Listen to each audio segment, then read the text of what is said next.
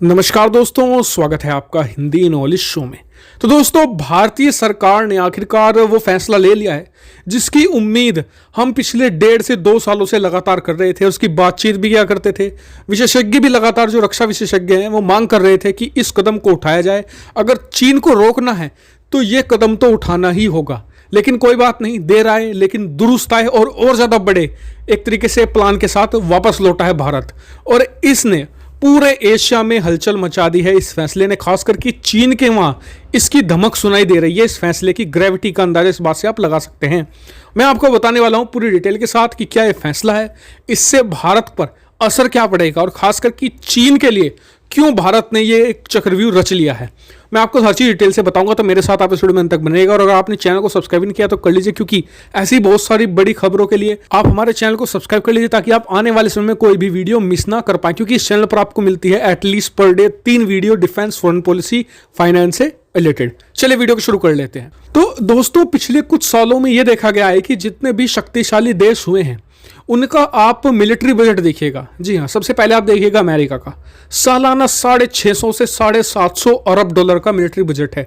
जी हाँ, बात करें चीन का करीबन 200 से 250 अरब डॉलर का मिलिट्री बजट है। वहीं बात करें तो भारत का मिलिट्री बजट है तो करीबन 70 अरब डॉलर, लेकिन इसमें से मैक्सिमम यानी करीबन 80 से 85% हमारे जो सैन्य कर्मी हैं उनकी पेंशन में और उनकी तनख्वाह में ही खर्च हो जाता है। यानी कि भारत को जरूरत थी एक बहुत ही बड़े मिलिट्री बजट की, जो सिर्फ खर्च हो हथियारों को बनाने में या फिर हथियारों को खरीदने में।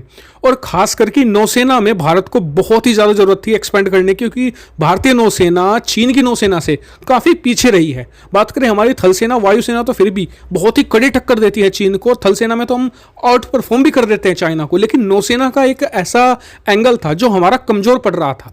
तो ऐसे में भारत सरकार ने आज एक बड़ा फैसला लिया है। भारत सरकार ने एक अलग मिलिट्री बजट जारी किया है, स्पेशल है वो।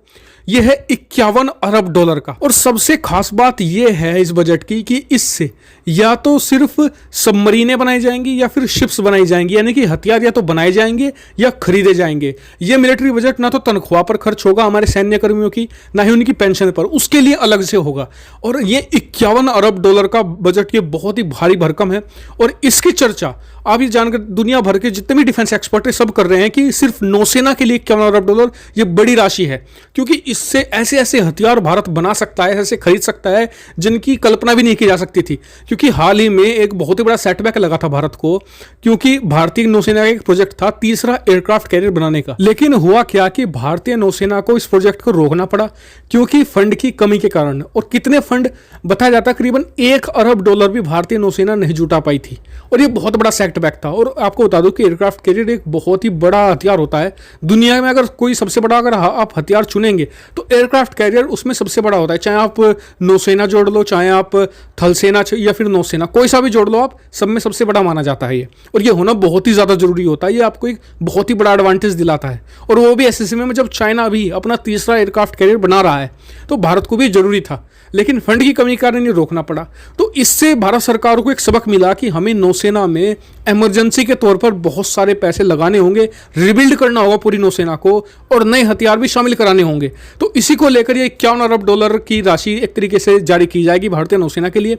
हालांकि ये अगले 10 सालों के लिए प्लान है, लेकिन अगले 10 सालों के लिए भी बहुत ही बड़ी है। क्योंकि आप इस चीज़ को भी देखिए कि भारतीय नौसेना ऑलरेडी बहुत सारे और भी प्रोजेक्ट पर काम करना शुरू कर चुके हैं, जैसे कि P-75 सबमरीन का बेड़ा हम तैयार कर रहे हैं। इसके अलावा और भी ज़्यादा हम जो शिप्स हैं वो तैयार कर रहे हैं। तो उसके अलावा भी अगर हमें 51 अरब डॉलर सिर्फ नौसेना के लिए मिलता है तो ये बहुत ही बड़ा फंड है, और भारत इससे बहुत ही तगड़े हथियार बना सकता है। जी हाँ, करीबन अगर मैं आपको अंदाजा दूं कि कितनी बड़ी रकम है, इसमें हम बड़ी ही आसानी से करीबन 25 से 30 एयरक्राफ्ट कैरियर तैयार कर सकते हैं।